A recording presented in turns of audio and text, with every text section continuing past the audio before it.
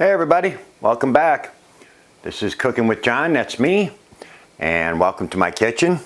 And today, one of my wife's best recipes that she makes, and I make it sometimes too, baked ziti. And we're gonna get right to it. Let's start cooking.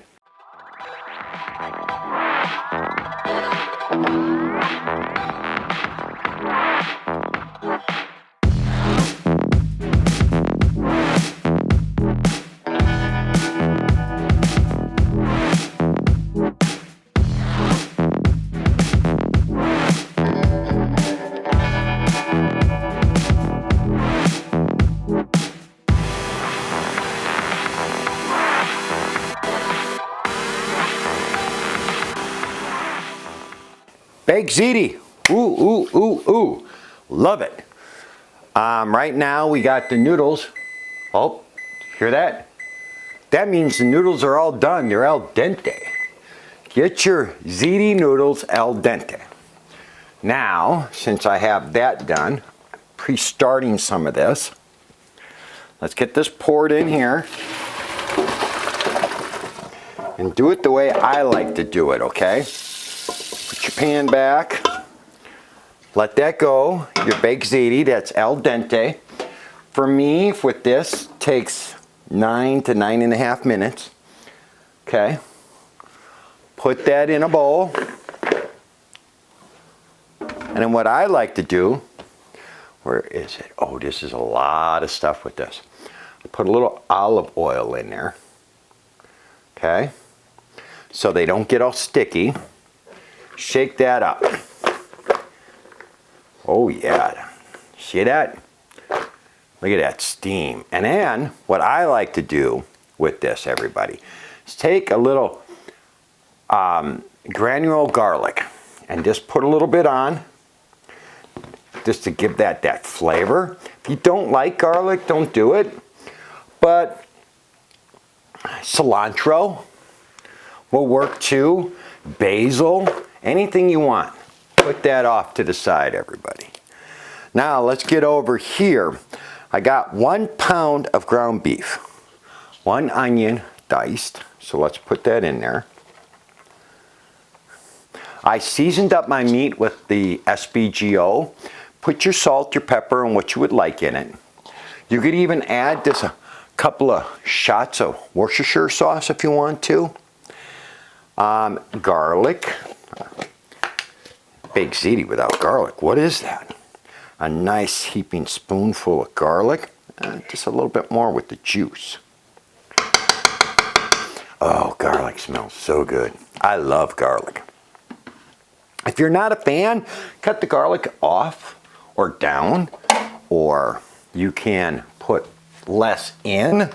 It's up to you and how your taste is. So let's just see where we're at. So let's get over here and let's start. Ooh, that's really hot. Don't touch that. Sometimes I'm slow. Don't touch stuff that's really hot, everybody. My pan is going to be in the way, so I was going to move it. You know. Ooh. That's the problem. Always have pot holders. Stuff gets hot. Let's get over here and start grounding this beef. Okay, so what we're going to be doing, everybody, is that we're going to ground our beef. Hi, I'm back. Let me just move the camera a little bit for everybody so we could all see. Ground your beef the way you're going to ground your beef. I got my garlic in there. I got my seasoning in there. I have my onions in there. A nice small onion. Let's get our spatula out and let's start working this. This is 80-20. I usually like to go with some higher grade, like 90-10 or higher, but sometimes it just costs way too much, especially if you're cooking a lot of different meals. Sometimes you just have to go with the lesser grade of ground beef. When I get it on sale, I package it up and I throw it in the freezer so we have it. So this weekend we're doing a lot. So we're making also meatloaf today. I'll put a video up, my style of meatloaf. So what we're going to be doing with that is I got the better ground beef for that. But we're going to get this all chopped up really nice. Let those onions start moving around. The garlic, we already got the seasoning in there. You ought to add a little bit more meat to this if you like it a more meaty baked ziti. For you vegetarians out there, subtract this. Take the meat out. But bring your garlic and your onions here and get that all taken care of. So then the next step after this, you'll see. The reason why we're doing this is because of the next step, and that's adding your spaghetti sauce. So if you do your homemade spaghetti sauce, that works. I have done that. Wait till I put up my recipe for my spaghetti. Oh, that's telling me the oven is done. When we first got these new appliances, everybody, we didn't know they did all these beepings, the refrigerator, the dishwasher, the microwave.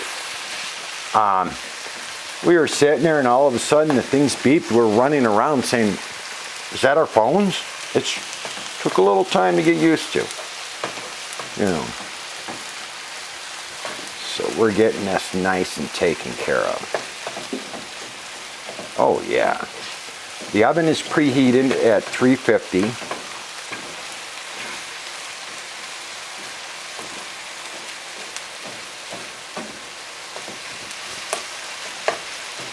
Now, I twisted this recipe the way I like it, okay?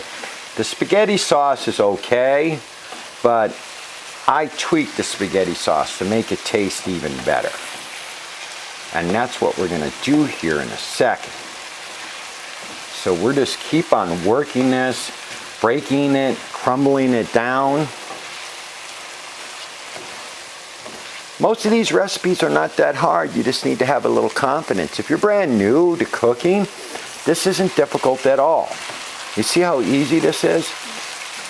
And for you experienced chefs out there, or cookers, or cooks, you know how to ground your beef to the way you like to do it. We're almost all the pink is gone. We're gonna turn this down to medium now.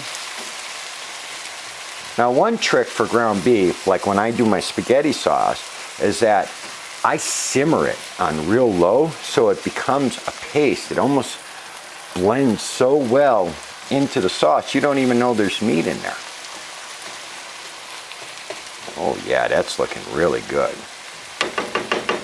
So should I drain or not to drain? Yeah, we're gonna drain, I think, because there's a lot of grease in there, if you notice, everybody. If this was a 90-10 or a 93-7, I wouldn't, because it would just add flavor. But let me go and drain this and get to the next step. All right, we got that drained off. Now what we're gonna do is I have some, it was on sale, Walmart's version of the tomato, basil, and garlic pasta sauce. So what we do with this is that it's two 28-ounce jars. This is your two standard jars. But these are 24. I'm okay with that, a little bit less. So get that in there.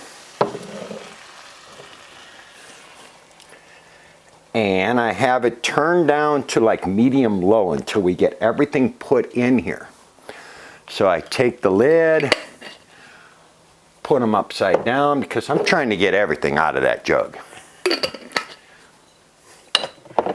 All right, this can go in the sink. We have so much stuff we got to clean up in that sink. All right. Let's get my additional seasoning that I do.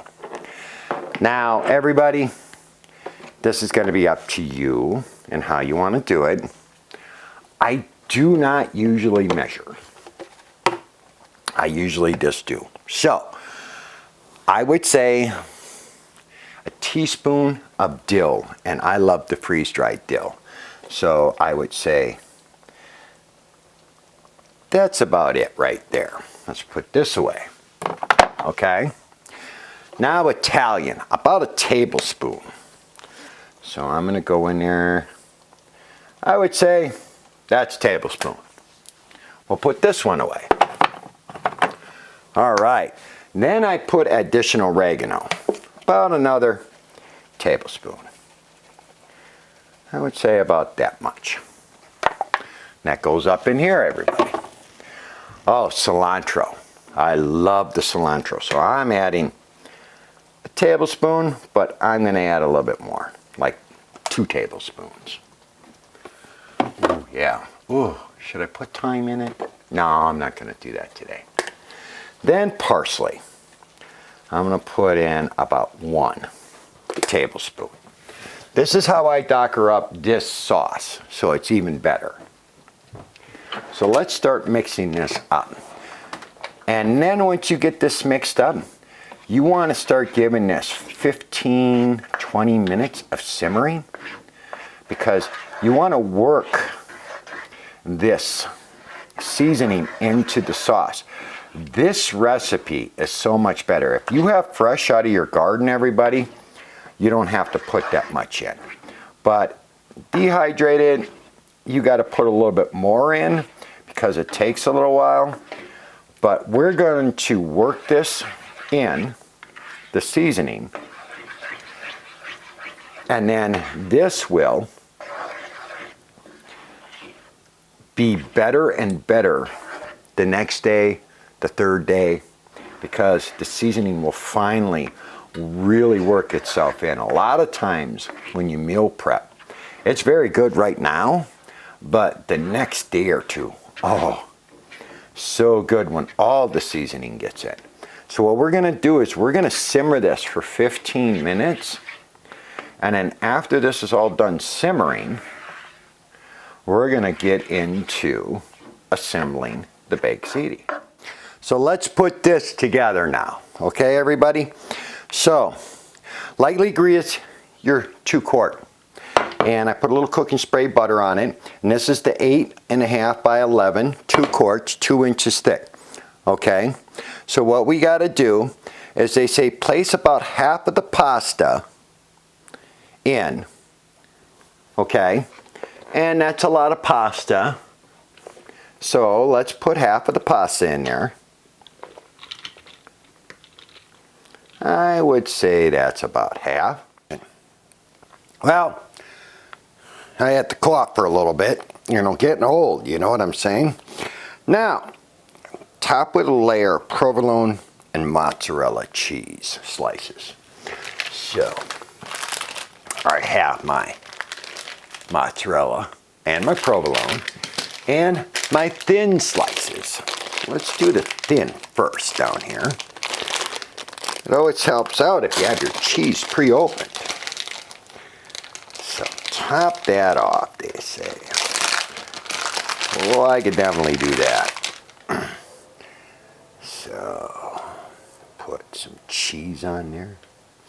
Cheese is always good for my wife, that she always says. These are the nice thin slices. So, okay, well, that's a thicker slice because I can't separate those 2 thin slices. You know, so there's another one. There's another one.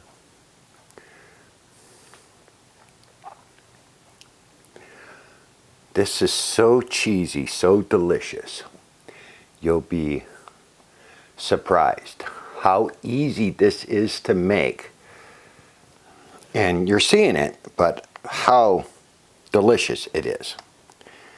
Your family will ask for more and more and more. So we usually double this, but since we doubled the other recipe that we meal prepped this week, oh, she's a little difficult today trying to get this thin slice off. Come on, Sargento. You can do it. There you go. So we're going to rip this part off right there. And then we're going to put that there and there. Now, that was the provolone. Let's get that mozzarella in there.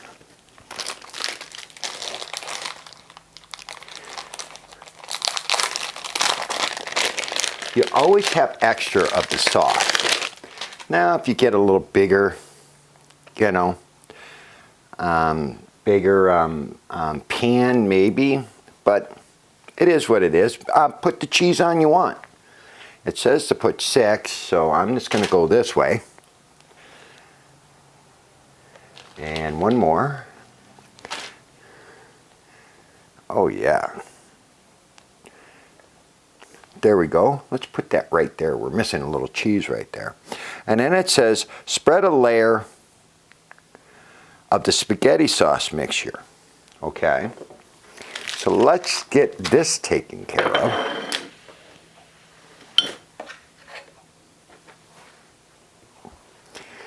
So scoop that right on in. I think this is what happened to me last time. You know, I should have put it in a bigger pan. Too late now.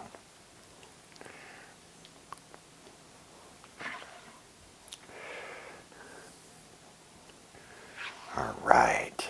Oh yeah. Just look at that.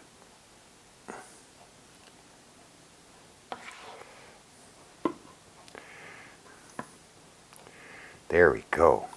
Now, here comes the fun part, everybody. Sour cream. So let me get my sour cream out. I forgot to grab it. And then spread that sour cream as good as you can. It says 1.5 cups, but I just go over the sour cream and then move it. You could use a spoon, a spatula. So let's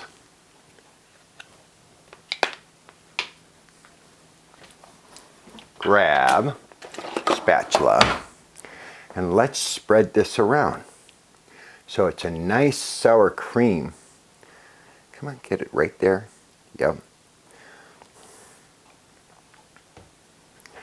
To give it that additional flavor. So if you want more sour cream on it, go ahead. I'm not measuring it out, I'm just putting it on. And then if you look, you get to see the seasoning. Okay, we're going to put that right there.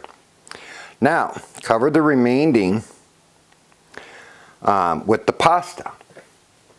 Okay.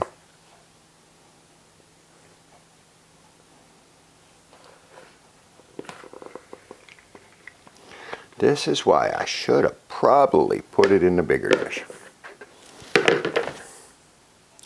I had the bigger dish out, everybody, but every time I make it, I always grab the wrong dish. My wife always grabs the right dish.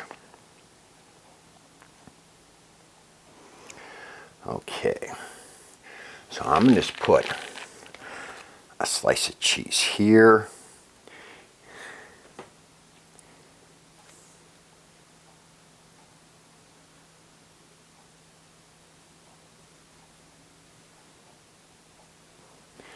Here, here, and we're just going to grab a couple of the provolones and we're going to put those on the edges like this. There's no right way of doing this, everybody. You put your cheese on the way you want to put your cheese on, and you enjoy it the way you want to enjoy it. But let me get the last little area over here. Put some cheese there, some cheese there. Right, now we're going to put some more sauce on here.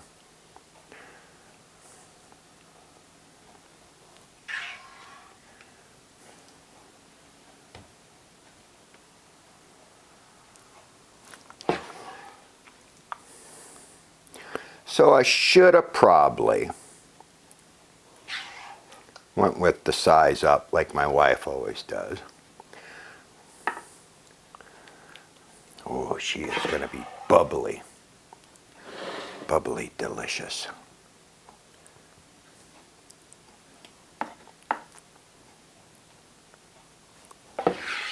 And she will sink when she cooks too, because of the noodles. They'll get softer, the cheese will move down.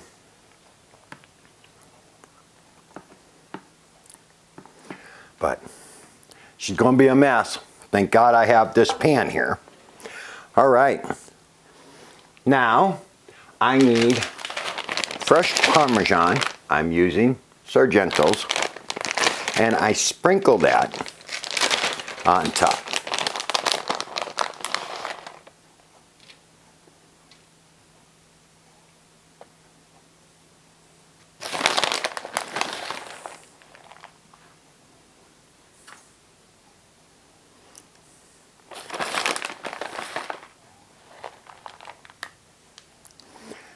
This Parmesan should hold it.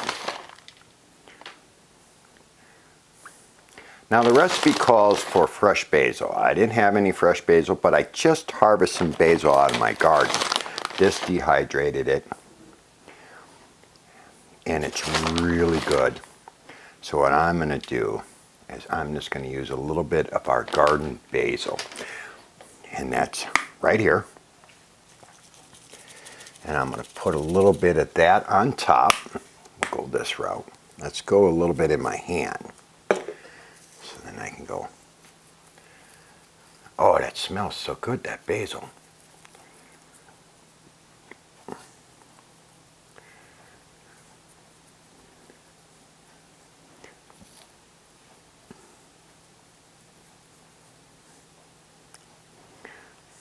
Now, if I would have gone with the...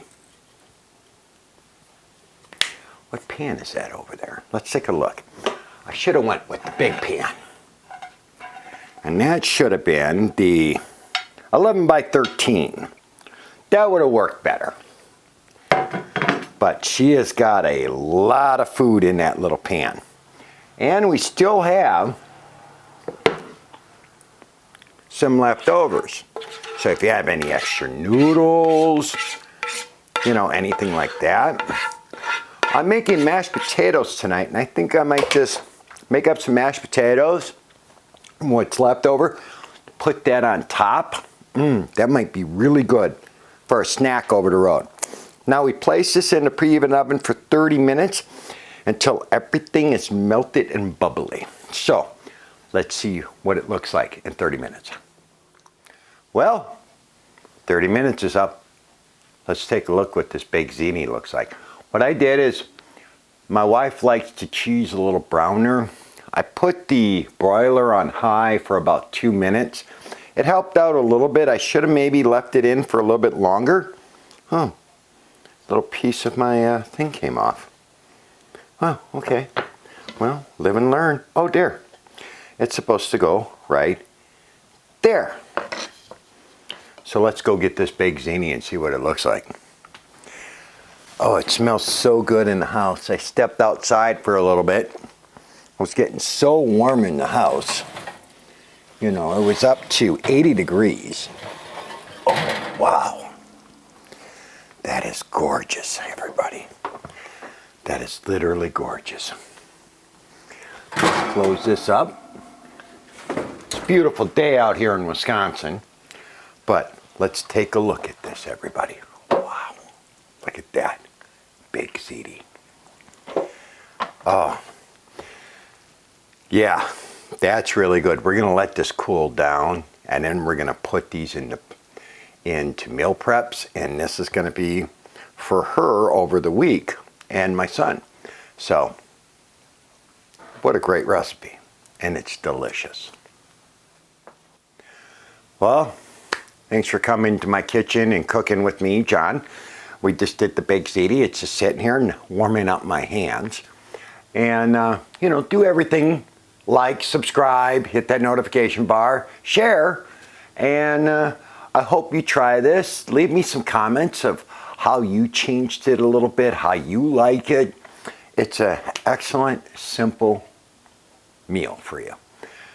Until next time, the next thing we're going to cook, I'll see you back here in my kitchen. Y'all have a good week. Bye now.